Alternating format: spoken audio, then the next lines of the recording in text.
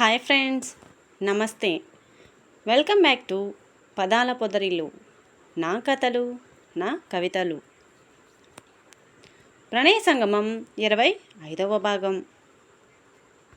ఇక మీరు మాట్లాడుకోండి అని ఫోన్ని ప్రణయ్కి ఇవ్వడానికి అటు తిరిగిన సుధాగారికి కాఫీ కప్పుని ఖాళీ చేసి ఎంచక్క కాళ్ళని బెడ్ మీద నుండి కిందకు వేలాడేసి ఊపుతూ ఏదో కూనిరాగం ఆల్పిస్తూ పకోడీని తన పళ్ళ కింద వేసి పరపరా నములుతున్న ప్రణయ దర్శనమిస్తుంది. ప్రణయ్ వాళ్ళకు చూసిన సుధాగారు ఫోన్ ప్రణయ్కిస్తూ తల మీద చిన్నగా మొట్టుతారు. చిన్నగా తినవే అంటూ హిస్ అంటూ ఫోన్ తన చేతిలోకి తీసుకొని, సరే సుగుణ, ఇక ఉంటాను. నువ్వు దేని గురించి ఎక్కువ ఆలోచించి బుర్ర పాడు చేసుకోకు. నాకు ఉన్న బుర్ర లేని ఫ్రెండ్వు నువ్వు ఒక్కదానివే. నీకేమైనా అయితే నేను ఒక్కదాన్నే అయిపోతాను అని డ్రామాటిక్గా అంటుంది.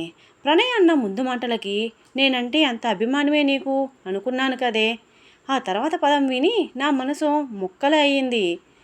నవ్వాలో ఏడవాలో తెలియట్లేదు అని విసురుగా చెప్పేసి కాల్ కట్ చేస్తుంది సుగుణ. సుగుణ మాటలు వింటున్న ప్రణయ ఇదేంటి ఇంతలా ఫీల్ అయిపోతుంది, నేనేమన్నా అనకూడదని అన్నానా ఏంటి అని అనుకుంటూనే, దానికి అలకలు ఎంతసేపు, రేపు నేను కనిపిస్తే ముజ్జికొక్క పిల్లల నా దగ్గరకు వచ్చేస్తుంది అని నవ్వుకుంటూ కిచెన్లో ఉన్న సుధాగారి దగ్గరకు వెళ్ళిపోతుంది ప్రణయ. విక్రమ్ మనసులో లేదు. కార్ డ్రైవ్ చేస్తున్నాడు అనే కానీ అతని ఆలోచనలన్నీ ప్రణయ్ చుట్టూనే తిరుగుతున్నాయి. ఎంత వద్దు అనుకుంటున్నా తిరిగి అక్కడికే వచ్చి చేరుతున్నాయి పక్షుల్లా. ఇక లాభం లేదు అనుకుంటూ కారుకి సడన్ బ్రేక్ వేసి తలను విదిల్చుకొని గట్టిగా కళ్ళు మూసుకొని ఒక్కసారి ఊపిరి పీల్చుకొని కాసేపటికి తేరుకొని అక్కడి నుండి కార్ స్టార్ట్ చేసుకుని ఇంటికి వెళ్ళిపోతాడు. ఇంటికి వెళ్ళేసరికి హాల్లోనే ఉన్న తల్లిదండ్రులను చూసి వాళ్ళను పలకరించి ఎక్కువసేపు అక్కడ కూర్చోలేక తన రూమ్కి వెళ్ళిపోతాడు విక్రమ్ రోజు కంటే ఇవాళ ఎందుకో ఇబ్బందిగా ఫీల్ అవుతున్నట్టు గమనిస్తారు శ్యామల గారు.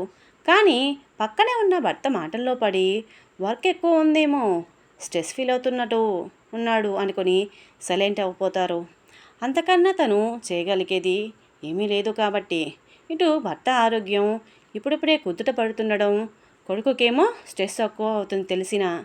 రూమ్లోకి వెళ్ళిన విక్రమ్ చిరాగ్గా అనిపిస్తుండడంతో వాష్రూమ్లోకి వెళ్ళిపోయి షవర్ ఆన్ చేయగానే చల్లని నీటి బిందువులు వెల్లువల మీద పడి తనలోని చికాకుని తమతో పాటు తీసుకుపోతాయి. ఆ చల్లని నీళ్లు శరీరాన్ని చల్లబరుస్తున్నా మనసులో కలవరం మాత్రం కరిగిపోవడం లేదు. అలా కాసేపటికి ఫ్రెష్ అయ్యి వచ్చిన విక్రమ్ కిందకి వచ్చిన తర్వాత డిన్నర్ కంప్లీట్ చేసుకొని త్వరగా రూమ్కి వెళ్ళిపోతాడు. రూమ్లోకి వెళ్ళగానే అప్పటి వరకు ఛార్జింగ్లో పెట్టున్న తన ఫోన్ చేతిలోకి తీసుకొని బాల్కనీలోకి వెళ్ళి ప్రతాప్కి కాల్ చేస్తాడు.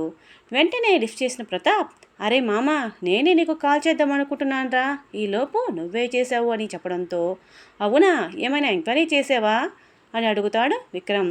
అరే ఈవినింగే కథలా మాట్లాడాను, అప్పుడే ఎలా ఎంక్వైరీకే కుదురుతుందనుకున్నావు అని ప్రతాప్ అడగగానే, ఎందుకు కుదరదు, నువ్వు అనుకుంటే ఎంతసేపు పడుతుంది, నాకు తెలిసి నువ్వు ఇప్పటికే ఎంక్వైరీ స్టార్ట్ చేసి ఏదో కనుక్కొనే ఉంటావు, అందుకే నాకు కాల్ చేయాలి అనుకున్నావు, నిజం చెప్పు మామా అనగానే, ఏంటో అంత నమ్మకం నా మీద నీకు అని ప్రతాప్ అడగగానే, నా ఫ్రెండ్ మీద నాకు నమ్మకం ఉండడంలో ఏమైనా తప్పుందా, సరే ఇంతకీ ఏం తెలిసింది అని అడుగుతాడు విక్రమ్.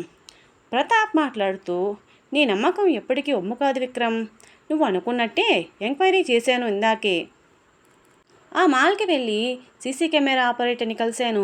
మొదట ఒప్పుకోలేదు చెక్ చేయడానికి, తర్వాత నా పోలీస్ ఐడి చూపించేసరికి ఒప్పుకుని చూపించాడు. సరిగ్గా సుగుణ మేడం చెప్పిన డీటెయిల్స్ ప్రకారం అంతా చెక్ చేశాను. వాళ్ళు షాపింగ్ మాల్లోకి ఎంటర్ అయిన దగ్గర నుండి మొత్తం చూశాను, అంతా బాగానే ఉంది. ఎక్కడైతే సుగుణ మేడం వాళ్ళని కొందరు ఏడిపించారో అక్కడి నుండి చూస్తే ప్రణయ్ మేడం అతనికి క్లాస్ తీసుకోవడం, అతను సారీ చెప్పేసి వాళ్ళనే చూస్తూ వెళ్ళిపోవడం అంతా ఉంది. ఎప్పుడైతే వాళ్ళు డ్రెస్ సెక్షన్ వైపు వెళ్ళి ట్రైన్ రూమ్కి వెళ్ళడానికి వస్తుంటారో అప్పుడే ఇందాక గొడవ పడిన వాడి గ్రూప్లో ఒకడు ట్రైన్ రూమ్లోకి వెళ్ళేసి వచ్చి మళ్ళీ సుగుణ మేడం వెళ్ళిపోయాక వెంటనే అదే ట్రైన్ రూమ్లోకి వెళ్ళి వచ్చాడు. వాడే అక్కడ తన ఫోన్ ఫిక్స్ చేసి వీడియో రికార్డ్ అయ్యేలా సెట్ చేశాడు అనిపిస్తుంది. ఇదంతా నేను నా ఫోన్కి సెండ్ చేసుకున్నాను. రేపు కుదిరితే ఇంకొకసారి కాలేజీకి వస్తాను. ఆ మేడమ్స్ ఇద్దరు ఉండేలా చూడు అని విక్రమ్కి తను తెలుసుకున్నది చెప్తాడు ప్రతాప్. ఇదంతా వింటున్న విక్రమ్కి దవడ కండరాలు బిగుసుకున్నాయి. ప్రస్తుతానికి తను ఏమీ చేయలేడు కనుక ప్రతాప్ చెప్పినట్టే రేపు వాళ్ళిద్దరిని ప్రతాప్ వచ్చేసరికి ఉండమని చెప్పాలి అనుకుంటూ నిద్రకి ఉపక్రమిస్తాడు. పడుకున్నాడనే కానీ నిద్ర రావడం లేదు ఎందుకో. అలా బెడ్పై దొర్లి దొర్లి ఇక లాభం లేదనుకుంటూ లేచి కూర్చున్నాడు ఒక్కసారిగా. అసలు ఏమైంది నాకు? నేనెందుకు ఇలా అయిపోతున్నాను? ప్రణయ్ని అలా ఎలా చేయబోయాను? తనని చూస్తే నాకెందుకు ఏదోలా అనిపిస్తుంది. నన్ను నేను మరిచిపోయి మైమర్పుతో తననే చూస్తూ ఉండిపోవాలనే ఆలోచన నాలో ఎందుకు కలుగుతుంది? మా మధ్య ఏదైతే జరిగిందో దానికి తను బాధపడుతూ ఉంటుందా? నాలాగే తను నా గురించి ఆలోచిస్తూ ఉందా అని ఎడతెరిపి లేని ఆలోచనలో కొట్టుకుపోతూ నా గురించి తప్పుగా అనుకుంటుందేమో. నేను తనని ఎలా ఫేస్ చేయాలి అనుకుంటూనే ఎప్పటికో నిద్రలోకి జారుకుంటాడు విక్రమ్. అటు ప్రణయ వాళ్ళ అమ్మగారితో కలిసి భోజనం చేసి నిద్రపోదామని పడుకున్నప్పటికీ నిద్ర రాక ఏ తెల్లవారుజామునో నిద్రాదేవి కరుణించేసరికి అప్పుడు నిద్రపోతుంది. ప్రణయ ఎప్పటిలా కాకుండా కొంచెం లేట్గా నిద్ర లేచేసరికి హడావిడిగా రెడీ అయ్యి టిఫిన్ కూడా తినకుండానే కాలేజ్కి స్టార్ట్ అవుతుంది స్కూటీలో. సుధాగారు ఎంత చెప్తున్నా వినిపించుకోకుండా లేట్ అవుతుందేమో అనే తొందరలో. విక్రమ్ ఎంత లేటుగా పడుకున్నా కూడా 5ంటికే లేచి తన జింబాడీకి బాగా చెమటలు పట్టించి రెడీ అయ్యి కాలేజ్కి స్టార్ట్ అవుతాడు. ఒకవైపు ప్రణయ్ని ఎలా ఫేస్ చేయాలో తెలియక ఆలోచిస్తూ విక్రమ్ కారు కాలేజ్ క్యాంపస్లోకి ఎంటర్ అవ్వగానే ప్రణయ్ స్కూటీ కూడా విక్రమ్ కారుకి పోటీగా పక్కనే వస్తుంది. ప్రణయ పార్కింగ్ ఏరియా వైపు టర్న్ అవ్వడానికి విక్రమ్ కారు అడ్డుగా ఉండడంతో కొంచెం కారు ముందుకు వచ్చి ఒక్క చూపు చూస్తుంది విక్రమ్ని. ఆ చూపుకి విక్రమ్ తన కారుని కొంచెం బ్యాక్ తీసుకొని ప్రణయ్ స్కూటీ వెళ్ళడానికి రూట్ క్లియర్ చేస్తాడు. ప్రణయ ఏ భావం చూపించకుండానే వెళ్ళిపోయి స్కూటీ పార్క్ చేసి కీస్ తీసుకొని కాలేజీలోకి వెళ్ళిపోతుంది. అప్పటికే సుగుణ వచ్చి ప్రణయ ఇంకా రాలేదు అనుకుంటూ క్లాస్కి టైం అవడంతో వెళ్ళిపోతుంది. ప్రణయ వడివడిగా నడుచుకుంటూ తన బయోమెట్రిక్ అటెండెన్స్ వేసేసి స్టాఫ్ రూమ్లో తన థింగ్స్ అవి పెట్టేసి క్లాస్కి వెళ్ళిపోతుంది. అలా ఎవరి పనుల్లో వాళ్ళు బిజీగా గడిపేస్తారు. ఈవినింగ్ అవుతుండగా ప్రతాప్ విక్రమ్కి ఫోన్ చేసి నేను వస్తున్నాను మీరంతా ఉన్నారుగా అని విక్రమ్ని అడగగానే అప్పటి వరకు ఈ విషయమే మర్చిపోయిన విక్రమ్ ఉన్నాంరా నువ్వు వచ్చేయి అని కాల్ కట్ చేసి అటెండర్ని పిలిచి ప్రణయ మేడంని సుగుణ మేడంని నా క్యాబిన్కి రమ్మన్నట్టు చెప్పి పంపిస్తాడు విక్రమ్. అటెండర్ వెళ్ళి క్లాస్ చెప్తున్న ప్రణయ్కు మేడం చైర్మన్ గారు మిమ్మల్ని క్లాస్ అయ్యాక తన క్యాబిన్కి రమ్మని చెప్పమన్నారు అని చెప్పగానే ప్రణయ అలానే చూస్తూ నన్నొక్కదాన్నేనా అని కొంచెం సందేహంగా అనిపించడంతో పైకి మాత్రం నార్మల్గానే అడుగుతుంది. లేదు మేడం సుగుణ మేడంకి కూడా చెప్పమన్నారు అని చెప్పగానే ప్రణయ నువ్వు సుగుణ మేడంకి చెప్పావా ఈ విషయం అని అడుగుతుంది అటెండర్ని. లేదు మేడం ఫస్ట్ మీకే చెప్తున్నాను ఇప్పుడు వెళ్ళి చెప్తాను సుగుణ మేడంకి అనేసి వెళ్ళబోతాడు అటెండర్. అతను అలా ఒక అడుగు వేసి ముందుకు వెళ్ళేంతలో ప్రణయ అతన్ని పిలవడంతో ఆగుతాడు. ఏం కావాలి మేడం అని వినయంగా నిలబడతాడు ప్రణయ్ ముందు అటెండర్. ఏమీ లేదు నాకు చెప్పావగా నేను సుగుణ మేడంతో చెప్తానులే నువ్వు ఇక వెళ్ళు అని ప్రణయ్ చెప్పగానే ప్రణయ సుగుణ మంచి ఫ్రెండ్స్ అని ఇదివరకే కాలేజీలో అందరికీ తెలిసి ఉండడంతో సరేలే మేడం చెప్తారు నాకు తిరుగుడు తగ్గుతుంది అని మనసులోనే అనుకుంటూ పైకి అలాగే మేడం అని అక్కడుండి వెళ్ళిపోతాడు అటెండర్. కాలేజ్ టైం అయిపోవడంతో స్టూడెంట్స్ అందరూ ఎటు పడితే అటు తిరుగుతూ ఒకరినొకరు దోసుకుంటూ నవ్వుకుంటూ వెళ్తుంటారు. స్టాఫ్ రూమ్లో కూర్చుని ఉంది ప్రణయ. సుగుణ రావడం లేట్ అవ్వడంతో ఆలోచనలతో పోటీ పడుతుంది పాపం ఒంటరిగా. ఇప్పుడు రమ్మన్నారు ఎందుకు? నిన్ననే కదా విక్రమ్ గారి ఫ్రెండ్ ప్రతాప్ సార్ వచ్చి మాట్లాడి వెళ్ళారు. అంతలోనే ఎందుకు రమ్మన్నట్టు? ప్రతాప్ సార్ కూడా వస్తారా లేదా కాలేజీకి సంబంధించిన విషయం గురించి మాట్లాడడానికి పిలుస్తున్నారా మమ్మల్ని? కాలేజ్ గురించి అయితే మా ఇద్దరితో మాత్రమే మాట్లాడాల్సిన అవసరం లేదనుకుంటా. లేదా ఇలా ఇద్దరిని పిలిచి ఏదోటి చెప్పి లాస్ట్లో నిన్నటిలాగే నన్ను ఉండమంటారా? ఆ ఆలోచన రాగానే ఆల్చిపల్లాంటి తన కాటుక కళ్ళని బాతుగుడ్లంతా తెరిచి అలానే కూర్చుండిపోతుంది ప్రణయ. లెక్చరర్స్ అందరూ కూడా వాళ్ళ వాళ్ళ థింగ్స్ అవి తీసుకుని వెళ్తూ ప్రణయ వాలకం చూసి ఒక నిమిషం ఆగి చూసి వెళ్ళిపోతున్నారు. సుగుణ తన స్టూడెంట్స్ అందరితో మాట్లాడుతూ స్టాఫ్ రూమ్ దగ్గరికి వచ్చేసరికి స్టూడెంట్స్కి బాయ్ చెప్పి స్టాఫ్ రూమ్లోకి వెళ్ళబోతున్న సుగుణకి ఆ పక్కగా ఉన్న సీనియర్ లెక్చరర్స్ మాట్లాడుకోవడం వినిపించి ప్రణయ్ దగ్గరికి వస్తుంది. ఇంకా అలానే ఉన్న ప్రణయ్ని చూసి నుదురుకేసి చిన్నగా కొట్టుకొని ఇదేంటి ఇలా బిగుసుకుపోయింది అనుకుంటూ వెళ్ళి భుజం మీద చేతితో చిన్నగా తడుతుంది. ప్రణయ ప్రణయ అంటూ. సుగుణ పిల్లపలికి తేరుకున్న ప్రణయ ఏమైందే, ఎందుకు పిలుస్తున్నావు అని తననే చూస్తూ అడుగుతుంది సుగుణని. ప్రణయ్ మాటలకి ఆ మాట నేను అడగాలి, నువ్వేంటి ఇలా బొమ్మలా కళ్ళు అలా పెట్టి చూస్తున్నావు, ఏమైంది అని అడుగుతుంది టెన్షన్గా. అబ్బే ఏం కాలేదు, అస్సలు కాలేదు అంటూ సుగుణకి మాట్లాడే అవకాశం ఇవ్వకుండానే అప్పటికే స్టాఫ్ రూమ్ అంతా ఖాళీ అవ్వడంతో సుగుణ చేతి పట్టుకుని రా పోదామని లాగుతుంది ప్రణయ. ప్రణయ హడావిని చూస్తున్న సుగుణకు ఎక్కడో డౌట్ కొట్టడం స్టార్ట్ అవుతుంది. తన చేతిని పట్టుకుని లాగుతున్న ప్రణయ్ చేతిని విడిపించుకుంటూనే ఏమైంది ప్రణయ, ఎందుకు ఇలా హడావిడి చేస్తున్నావు, ఏమైనా ప్రాబ్లమా అని సున్నితంగా ప్రణయ్ చేతిని తన చేతిలోకి తీసుకొని చిన్నగా ప్రెస్ చేస్తుంది.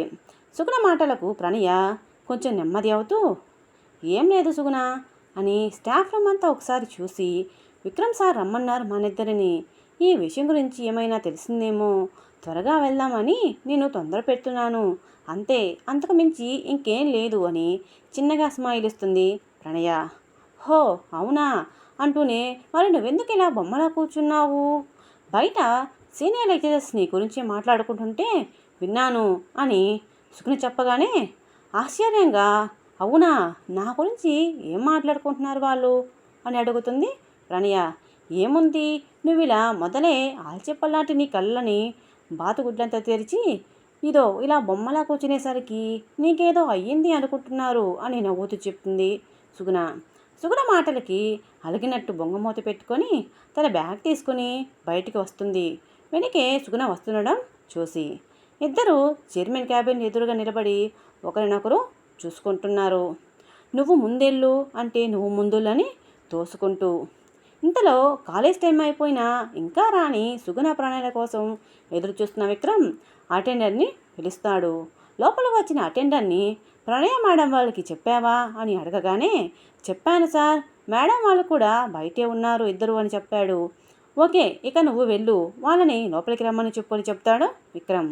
అలాగే అని బయటికి వెళ్ళిన అతను అక్కడే నిల్చున్న ప్రణయ్ దగ్గరికి వెళ్ళి మేడం మిమ్మల్ని సార్ లోపలికి రమ్మన్నారు అని చెప్పి అతను అక్కడ నుండి వెళ్ళిపోతాడు. సుగుణ ఏమో ఏదో ఒక విషయం తెలుసుకునే ఉంటారు, అదేంటా అనేది తెలుసుకోవడం కోసం ఎదురు చూస్తుంది. ప్రణయ్ ఏమో విక్రమ్ని ఎలా ఫేస్ చేయాలో తెలియక అవస్థలు పడుతుంది. ఇదంతా తెలియని సుగుణ ప్రణయ్ చేతిని పట్టుకుని లోపలికి లాక్కెళుతుంది.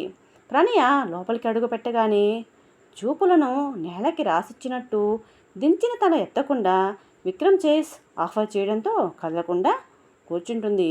విక్రమ్ కూడా తడబడుతూనే ప్రణయ్ వైపు ఒకసారి చూసి ప్రణయ తలదించుకోవడంతో గిల్టీగా ఫీల్ అవుతూ వాళ్ళని ఎక్కువసేపు అక్కడే ఉంచలేక ప్రతాప్కి కాల్ చేస్తాడు.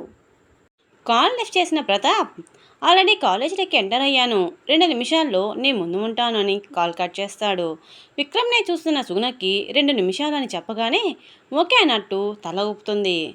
Grey colour pant black colour షర్ట్లో స్టైలిష్గా నడుచుకుంటూ విక్రమ్ క్యాబిన్ దగ్గరికి వస్తాడు ప్రతాప్.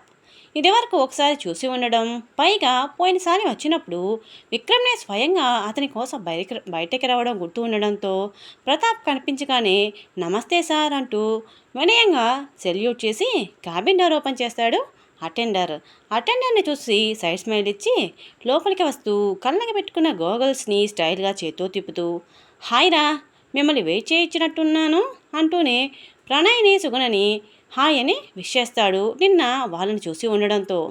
అప్పటి వరకు దించిన తల ఎత్తకుండా కూర్చున్న ప్రణయ ప్రతాప్ మాటలకి కళ్ళెత్తి చూసి చిన్న స్మైల్ ఇస్తుంది.